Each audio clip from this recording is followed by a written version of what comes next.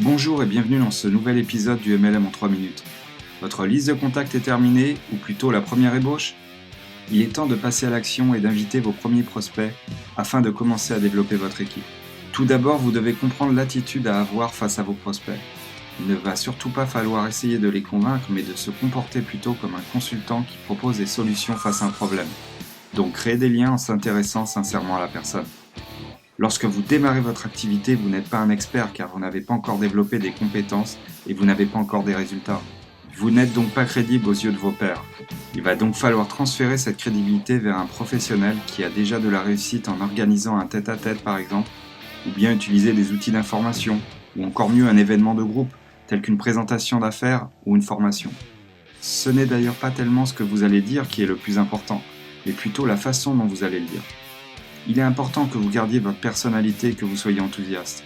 Attention à ne pas confondre cependant enthousiasme et excitation exagérée, vous feriez fuir.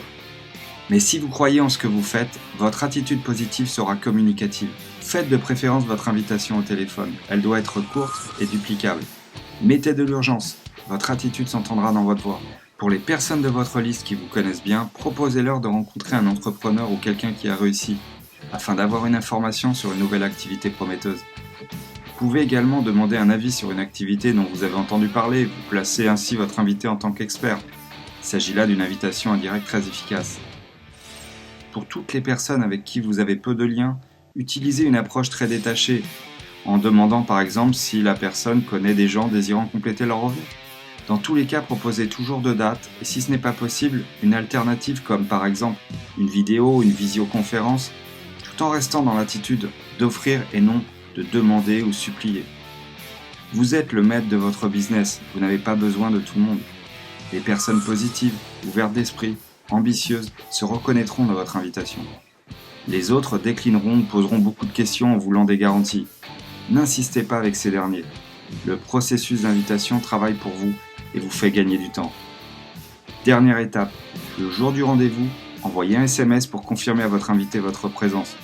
Cela permettra de verrouiller votre rendez-vous et de vous éviter une éventuelle perte de temps dans le cas contraire. Dans tous les cas, vous devez arriver à vous détacher émotionnellement du résultat. Ce qui est le plus important, c'est la démarche, l'apprentissage, qui va développer votre compétence, plutôt que de se focaliser uniquement sur le résultat. Si vous voulez réussir dans le marketing relationnel, vous devez dupliquer dans votre équipe des activités simples qui s'effectueront sur une longue période de temps. De ce fait, le processus d'invitation se révèle être une compétence majeure pour devenir un professionnel du marketing de réseau.